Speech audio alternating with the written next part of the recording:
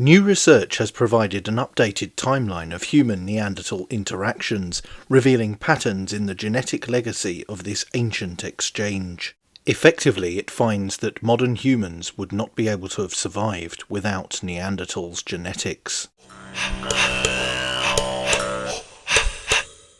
Tens of thousands of years ago, as modern humans migrated out of Africa and into unfamiliar territories, they encountered Neanderthals, a now extinct group of ancient humans who lived in Eurasia.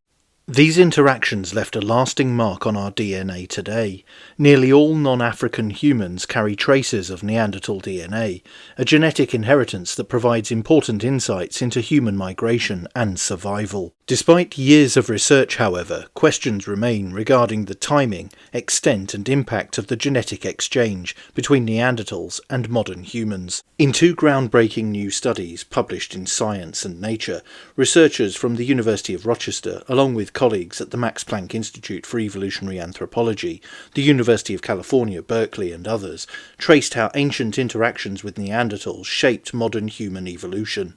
By examining patterns of Neanderthal DNA in both modern and ancient human genomes, they reconstructed a timeline of interbreeding and its evolutionary impacts.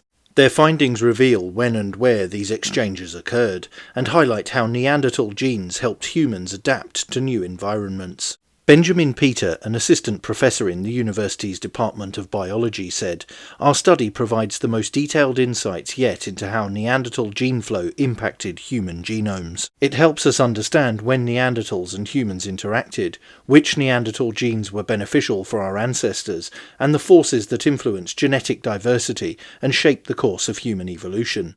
About 500,000 years ago, Neanderthals and modern humans diverged from a common ancestor. Following this split, one lineage evolved into Neanderthals in Eurasia, while the other evolved into modern humans in Africa. Both groups had complex behaviours, including tool use and social structures, but Neanderthals developed unique physical traits, such as a stockier build and larger brow ridges, reflecting adaptations to their environment. Sometime around 40,000 to 60,000 years ago, modern humans left Africa, encountering Neanderthals and interbreeding.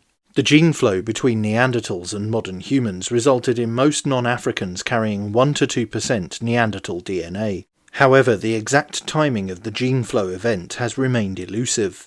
To uncover a more precise timeline, the researchers used genome sequencing techniques to analyse more than 300 genomes from ancient and modern humans, spanning the last 50,000 years. They examined Neanderthal DNA segments in the individual genomes across different time periods and geographic regions, identifying patterns to determine when interbreeding occurred and how natural selection influenced which Neanderthal genes were passed on.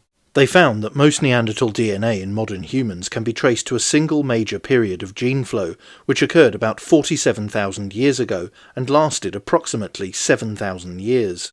This suggests there was one extended period of interaction between the two groups, rather than multiple separate events, as some researchers had previously believed. The findings provide tighter constraints for when humans migrated out of Africa, known as the Out of Africa event, helping to more precisely pinpoint when migration and interbreeding occurred. Mr. Peter said, "Our results suggest that all Neanderthal ancestry in living people traces back to the same event shortly after the Out of Africa event."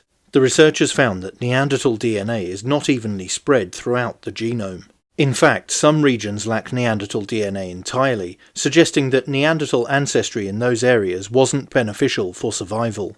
Other regions, particularly those linked to traits such as skin pigmentation, metabolism and immune function, have higher concentrations of Neanderthal DNA.